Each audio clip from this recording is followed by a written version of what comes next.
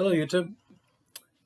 So I wanted to make a video, probably not a quick video, but I'll make it as quick as I can, about basically about oak influence, and how that's distinct from aging and quality, particularly in relation to rum, but more generally as well. And so I'm going to talk about that first, and then after that my spiel is done, I'm going to give you two related reviews of these agricole rums as a sort of case in point. So if you want to just skip to that, I will put a time code down there in the write-up, and you can just click on that to go straight to the review. So here's the thing about oak. There's something you learn, particularly American oak. We'll get to maybe some other varieties in a second. But one of the things you learn if you're in wine for a little while is there's very few people in the wine world that will use American oak to age wine. It's something that tends to spook people a lot, because everyone who's experimented with it has gotten wine that's, on the one hand, way too sort of wood sugary and kind of, swamped with vanilla, but on the other hand, very herbal and aggressively green. And they've sort of shied away from it, moved to French oak since then. There are a few that persist. I mean, you can do wonderful things with American oak. Ridge, for example, in California, which I think is the greatest winery, maybe in the entire U.S., so the most distinctive American winery, at least, uses tons and tons of American oak. But they are very, very picky about how they prepare it, and that's kind of the point here. You can't just, flamethrower the insides of your barrel after aging the staves for a couple of days and expect it'll be good.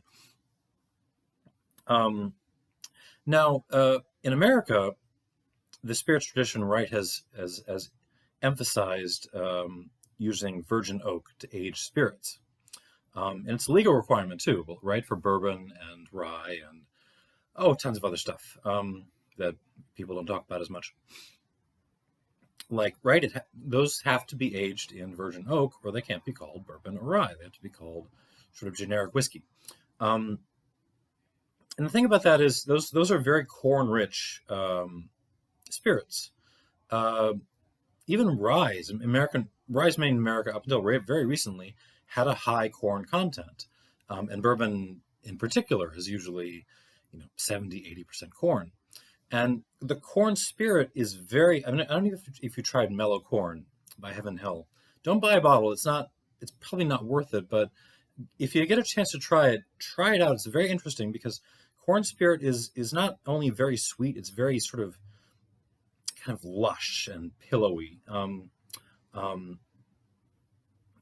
The nature of it is such that you can when you put it into a virgin cask, it's not so much that the cask mellows the spirit, which is what we kind of expect. It's almost the other way around. It's like the spirit mellows the cask. The spirit kind of takes on these aggressive woody characteristics, but then because it's so nice, it just kind of softens them up a little bit. And then of course we can't reuse oak barrels in the U.S., at least not traditionally, so they had to go somewhere else. I think it's also worth noting that Scotland has kind of learned some of the same lessons as the wine industry. By the way, footnote: one place in the world where they do use American oak to age wine is Rioja, which is very much worth looking at, because you would never see the use of fresh oak in Rioja. Almost everyone who uses it there would, throw in their dregs, their pumice and stuff, to suck out some of the fresh wood influence before they actually age any wine into it. And again, there's a lesson to be learned in that. I mean, when we're talking about Scotch whiskey, right, particularly malt whiskey, it's generally kind of a kiss of death to age malt whiskey in American virgin oak. Ben Romack tried it. It doesn't. They kind of got it to work because they're Ben Romack and they're amazing. Um, you can kind of get away with throwing some virgin casks in there into a sort of larger blend when you're making up a larger batch, but in general, it just doesn't produce good results. You just get a very, very aggressively green whiskey because malt, as much as we like to think of it as kind of a a serious old man drink, is really quite delicate. Even the Isla whiskeys, if you put them up against like a big obnoxious rum or something like a Jamaican rum, they come across as actually quite delicate by comparison. Um, so the lesson being, if you throw some virgin oak at them, they just get crushed by the weight of all these sort of woody notes that sort of just come crushing in on them.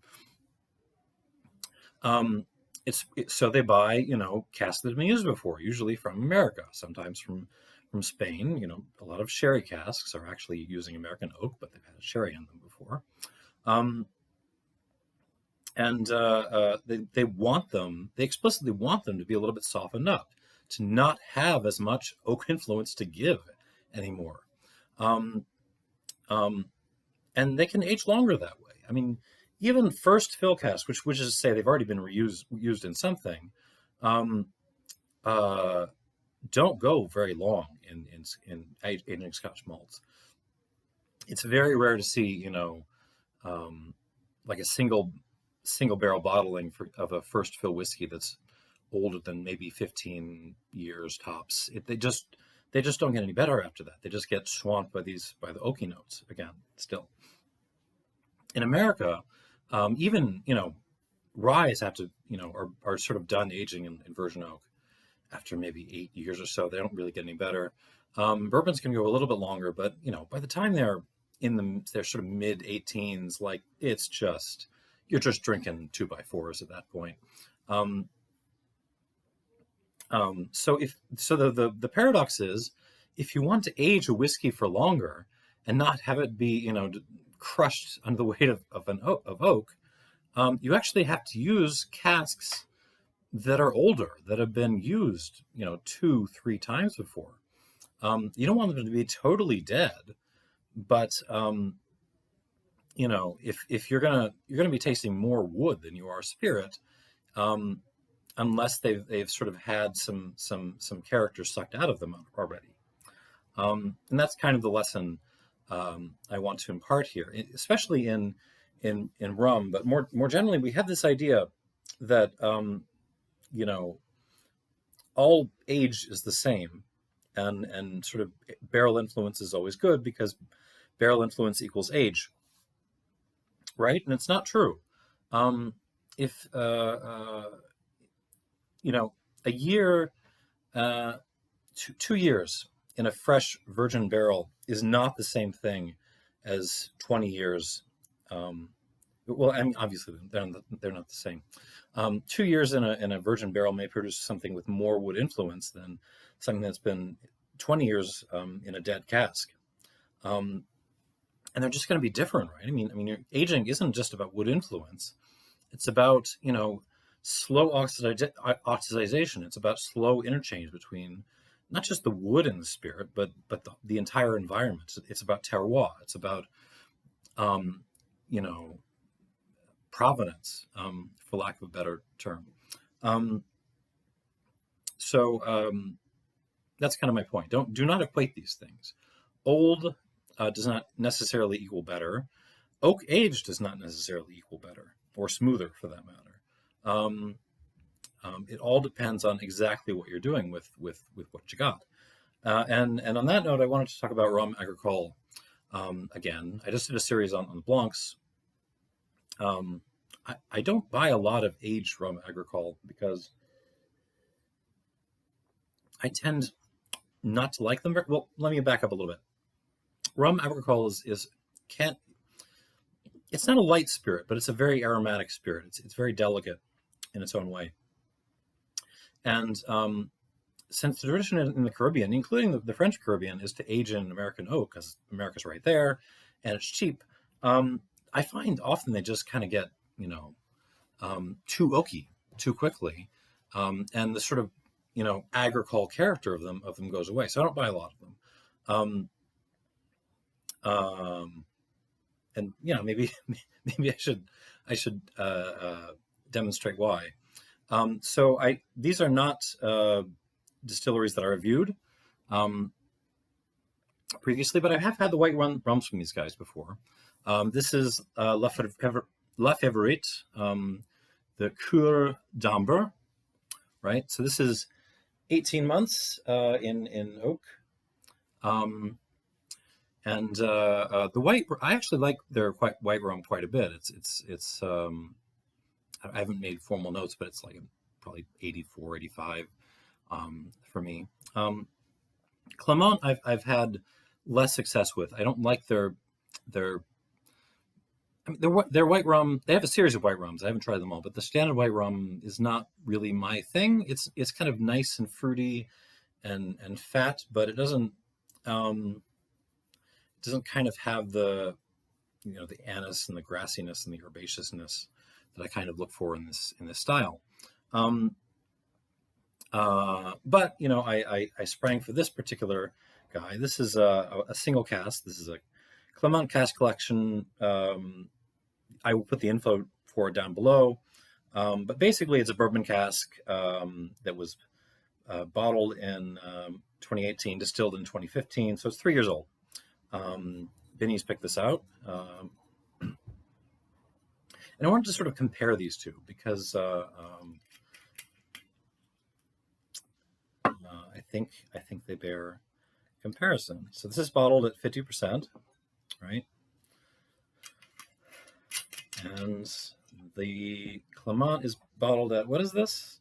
56.6, so cask strength.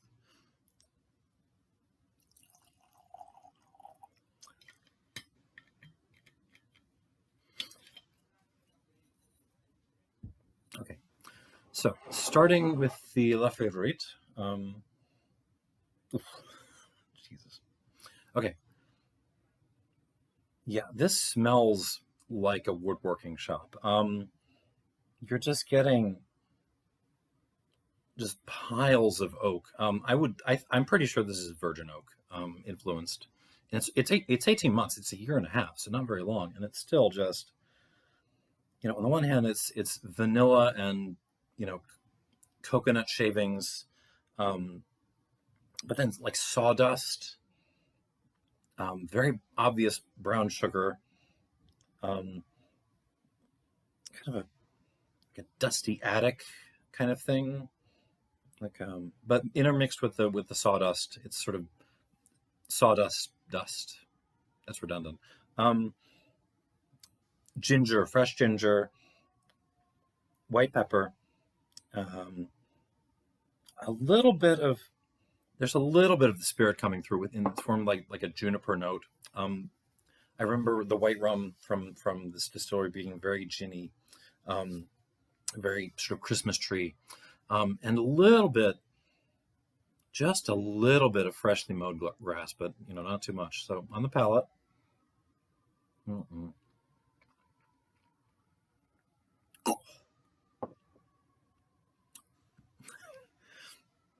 yeah, this is a slap in the face with an oak tree. Yeah,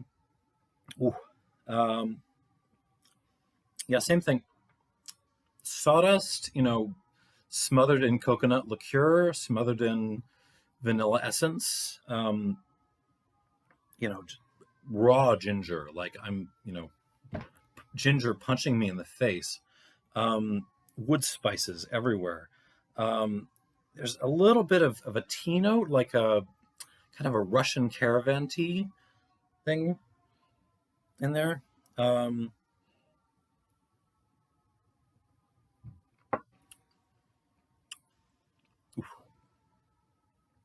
There's again that juniper note and that little more hay than on the palate than sort of wet fresh grass. But yeah, it's just been pounded into the dirt by the force of the oak in this thing. Okay, so I'm going to add a little bit of water and come back to it in a bit, see if that clears it up a little bit. from experience, I know this needs about 2 squirts, so I'm going to leave it there. And we'll take a big glass. Jesus.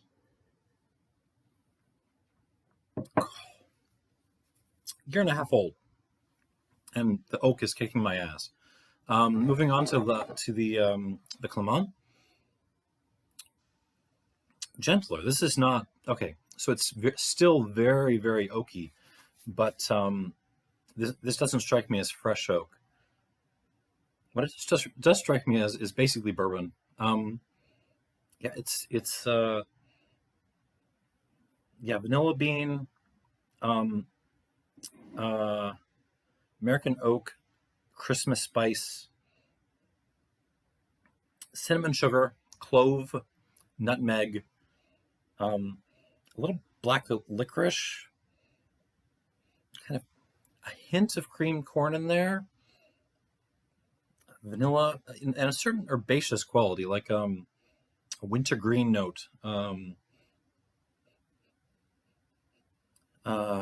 Maybe a little bit of grass, but not much. I mean, this reminds me actually of Old Forester, which is I think the Brown-Forman, the good Brown-Forman bourbon. They make a couple. That's a good one. Just has that same distinctive kind of herbal green grassy note to it, which might be the spirit. I just don't know because the wood is so calling the shots here. Okay, on the palate.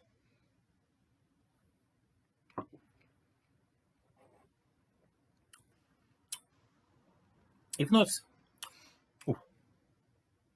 it's hotter than this, it's actually easier to take because the oak isn't as aggressive, and it's twice as old, right? I mean, more than twice as old.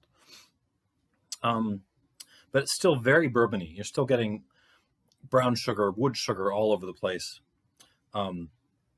coconut shavings, vanilla bean, Breyer's vanilla ice cream everywhere,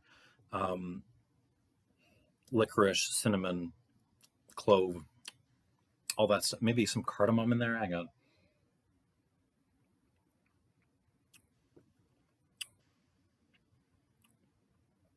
Kind of wood bitterness, wood tannins. A little hint of ginger, but not as much as this actually. But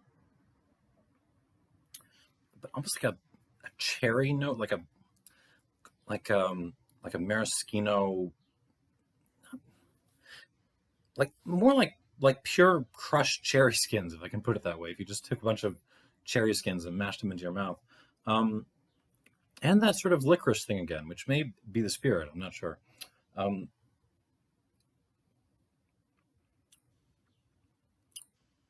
also, yeah, it also has that dusty note from this. Yeah, that's much better. But it's much better as a bourbon. Like if you put this in front of me and told me this was a young cask strength bourbon, I would believe you. It does not come across like rum at all. So this gets maybe 3 squirts. Let's see if that's enough.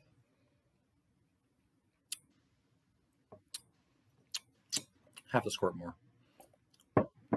Okay. So we've given this guy a chance to get a little bit of water to open up and settle down. Let me move my notes over so I can actually read them. Yeah, yikes. I mean, it gets even more sort of herbal and aggressive. Just green oak is what this smells like. There's a little bit of that juniper element coming in, but it's not.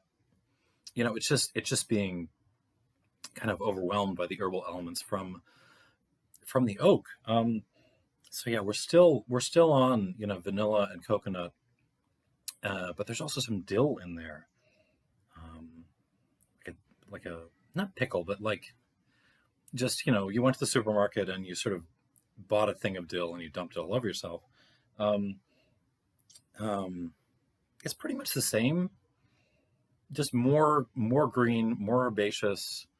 It doesn't even smell as sweet anymore. A lot of those sort of sweeter elements have sort of receded.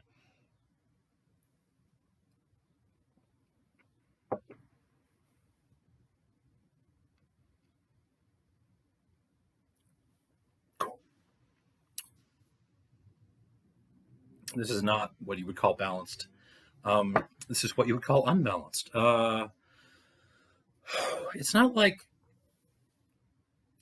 you have the oak and the spirit have integrated, or that even that the oak is sitting on top of the spirit in a sort of unintegrated way. Like the spirit is just, it's dead. It's just being, used as a vessel for this. I mean, it's gone. Like, you know, um, like at the end of Angel, when Fred is taken over by whatever the demon lady that takes her over is, and Fred's gone. Like, you got this demon lady, and you just got to deal with it. Like, she's gone. Um,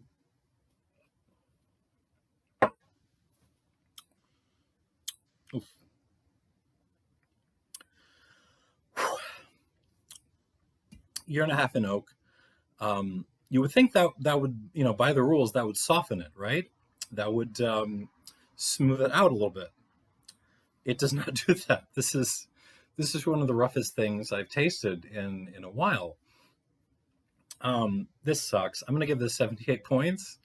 I love La Favorite. Again, independent distillery. Give them your money. Just maybe don't buy this one. I would suggest that they, if they're using this to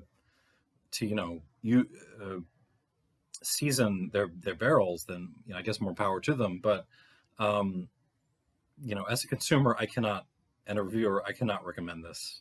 One more shot. Yeah, 78 points out of 100, and I'm probably being nice. Oof. Back to the Clement. Okay, all right, still a bourbon, but a nice bourbon. Becomes a bit spicier, the wood sugar comes out a little bit more. A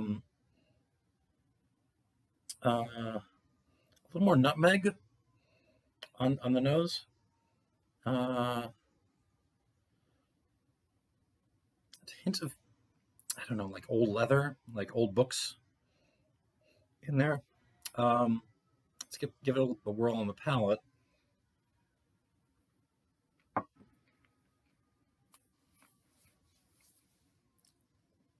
Ooh.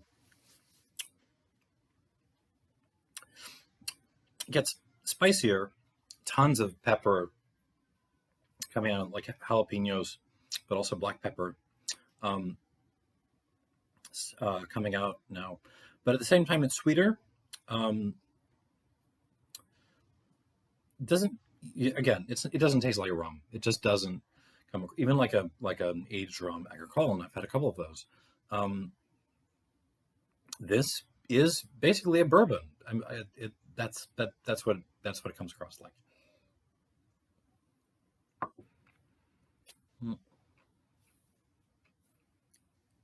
It doesn't suck though.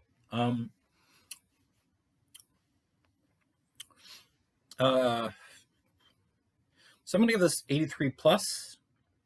I like it. For the price, is worth more than you would pay for.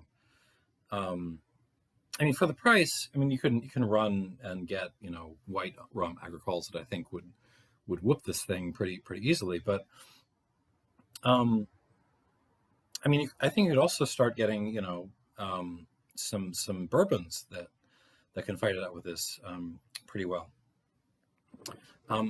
It's nice. It's kind of again, reminds me of sort of Old Forester, that kind of style of bourbon.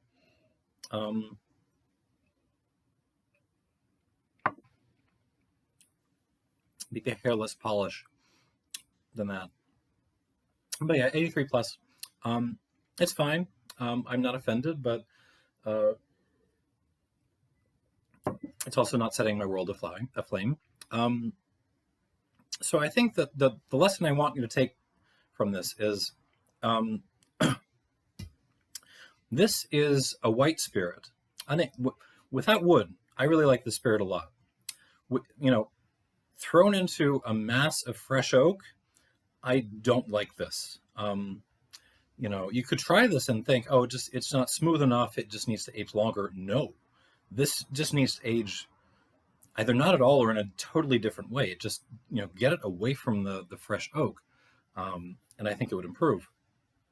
This is a sort of a distillate, a white rum that I don't particularly like, but, it does take on a good bit of decent character when it's given not, I don't think this is, virgin oak, but, probably a first fill bourbon cask.